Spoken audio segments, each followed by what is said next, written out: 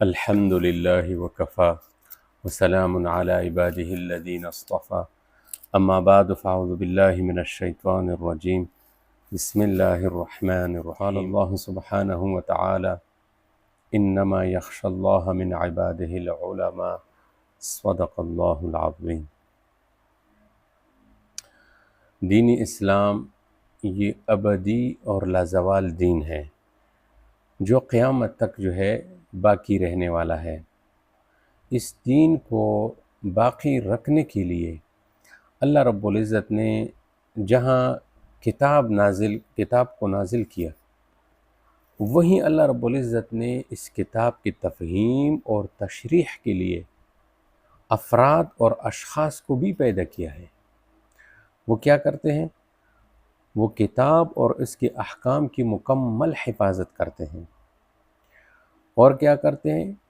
اس کے مسائل سے انسانوں کو واقف کراتے ہیں، اور زمانے کے حالات کے تناظر میں اس میں غور و فکر کر کے مسائل کا استنباط بھی کرتے ہیں۔ رسول اللہ صلی اللہ علیہ وسلم کے اس دنیا سے پردہ فرمانے کے بعد دین اور ایمان کی یہ ذمہ داری یہ ایسے افراد کے ہاتھوں آئی جن کو حدیث کی روشنی میں علماء اکرام کہتے ہیں۔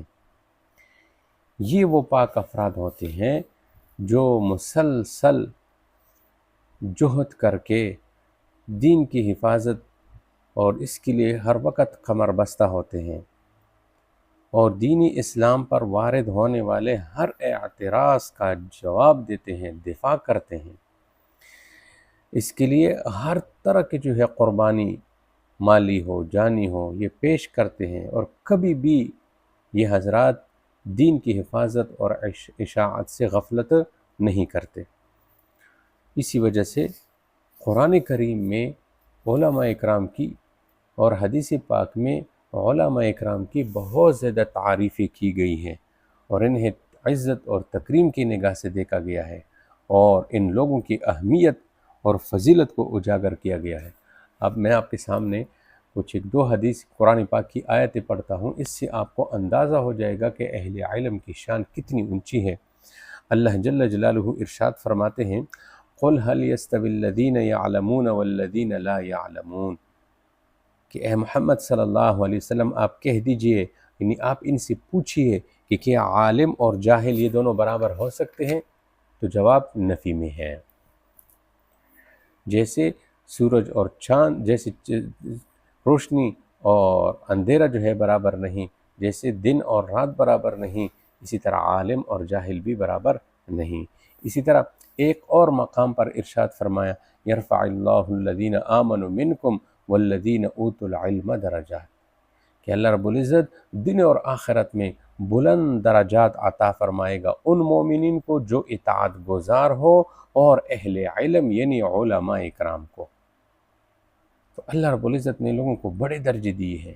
ایک جگہ ارشاد فرمایا، انما یخشی اللہ من عبادہ العلماء، کہ بندوں میں اللہ رب العزت سے سب سے زیادہ ڈرنے والے وہ علماء ہی کو بتلایا گیا۔ اور ایک جگہ فرمایا کہ کسی بھی کام میں یعنی دین کے ہر ایک مسئلے میں لوگ انہی کی طرف رجوع کرتے ہیں۔ تو ان کی کتنی بڑی شان ہے۔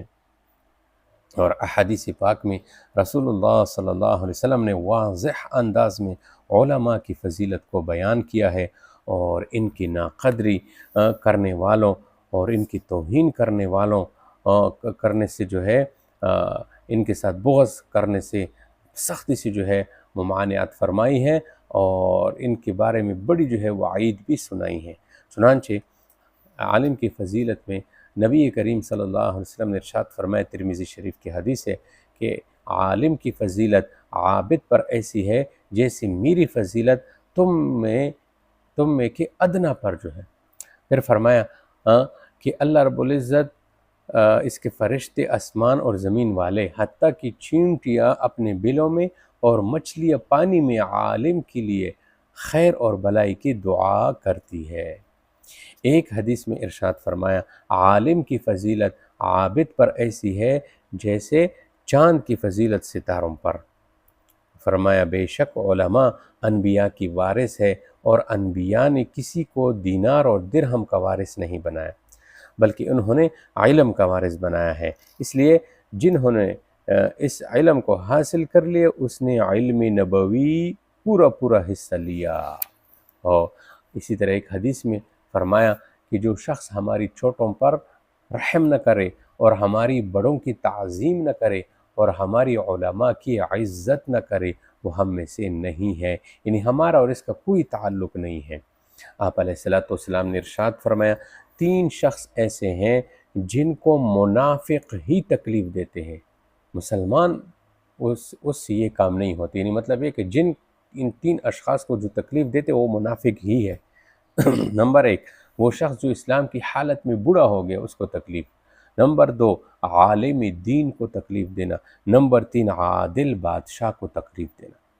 حضرت عبداللہ بن عباس رضی اللہ تعالی عنہ فرماتے ہیں کہ جو شخص کسی فقیہ عالم کو تکلیف دے تو یوں سمجھو کہ اس نے رسول اللہ صلی اللہ علیہ وسلم کو تکلیف پہنچائی، اور جس نے آپ علیہ السلام کو تکلیف پہنچائی اس نے اللہ جل جلالہ کو تکلیف پہنچائی۔ یہ بخاری شریف کی صحیح روایت ہے۔ اسی طرح نبی کریم صلی اللہ علیہ وسلم نے ارشاد فرمایا کہ تم عالم بنو یا طالب علم بنو یا علم سننے والے بنو یا ان سے محبت رکھنے والے بنو، 5ویں قسم میں ہرگز داخل نہ ہو ورنہ ہلاک ہو جاؤ گے۔ اور 5ویں قسم کیا ہے؟ وہ ہے کہ علم اور علماء سے بغض رکھنا۔ حضرت علی رضی اللہ تعالی عنہ فرماتے ہیں کہ جب میری امت، انہوں نے نبی کریم صلی اللہ علیہ وسلم کا یہ ارشاد نقل کیا ہے کہ نبی کریم صلی اللہ علیہ وسلم نے ارشاد فرمایا کہ جب میری امت اپنے علماء سے بغض رکھنے لگے گی تو اللہ تعالیٰ ان پر 4 قسم کے عذاب مسلط کرتے ہیں۔ نمبر 1 قحط سالی آئے گی۔ نمبر 2 بادشاہ کی جانب سے مظالم ہوں گے۔ نمبر 3 حکام یہ خیانت کریں گے، خیانت گر حکام آئیں گے۔ نمبر 4 دشمنوں کے مسلسل حملے ہوں گے ان پر جو ہے۔ نبی کریم صلی اللہ علیہ وسلم نے فرمایا عالم زمین پر اللہ کی حجت ہے، جس نے عالم کی عیبجوئی کی وہ ہلاک ہو گیا۔ فقہاء نے لکھا ہے کہ جو شخص عالم کی توہین کرتا ہے یا انہیں تکلیف دیتا ہے، اس پر کفر یا سوء خاتمہ یعنی برا خاتمہ اس کا اندیشہ ہے۔ اسی وجہ سے تو علامہ ابن نجیم مصری رحمۃ اللہ علیہ نے الاشباح والنظائر، یہ اس کا کتاب ہے، اس میں لکھا ہے، یہ بہت بڑے فقیہ تھے، وہ لکھتے ہیں کہ الاستہزاء بالعلم والعلماء کفر، کہ علم اور علماء کی توہین کرنا یہ کفر ہے۔ آج کل علماء اکرام کی جو ناقدری، ان کے ساتھ جو بے ادبی اور گستاخی اور انہیں برا بھلا کہنے کا رواج بنتا جا رہا ہے، اس پر جتنا افسوس کیا جائے کم ہے۔ غیروں کو تو چھوڑ دو، غیر تو غیر، اپنوں نے بھی علماء اکرام کو تنقید کا نشانہ بنا لیا ہے۔ جس کسی مجلس میں بیٹھتے ہیں، جب تک کسی عالم کے خلاف اپنے دل کی بڑاس نہ نکالے، ان کو جو ہے چین اور سکون میسر نہیں آتے۔ جبکہ اسلام نے دیکھو اختلاف رائے رکھنے کے بارے میں کچھ اصول اور ضابطے بتائے ہیں، کچھ حدود اور قیود متعین کی ہے، شائستگی اور سنجیدگی سے اختلاف کرنے کا طریقہ سکھلایا ہے۔ بے ادبی، سطحیت، تذلیل، حقارت اور توہین یہ تو کسی صورت جو ہے جائز قرار نہیں دیا ہے۔ کسی بھی ناگہانی بات پر جو ہے گفت و شنید کا جو ہے موقع فراہم کیا ہے، احسن طریقے پر جو ہے بحث اور مباحثہ کا حکم دیا ہے، لیکن اس کے بجائے توہین امیز لہجہ اختیار کرتی ہوئی تحقیر اور تذلیل کرنا یہ تو بد اخلاقی ہے۔ لیکن یاد رکھنا ان باتوں سے اہل علم کی شان میں کوئی کمی نہیں آئے گی، البتہ یہ بندہ اپنا ہی جو ہے خسارہ اور نقصان کرتا ہے۔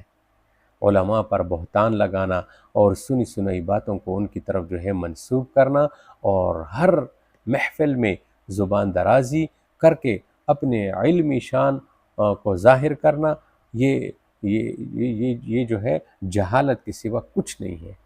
ایسے لوگ پہلے اپنا محاسبہ کرنا چاہیے ان لوگوں کو، اور علماء پر تنقید کرنے سے پہلے اپنے بارے میں سوچنا چاہیے کہ ہمارے پاس کیا اعمال ہوں گے جن کو ہم قیامت کے دن اللہ کی دربار میں جو ہے پیش کر سکیں گے۔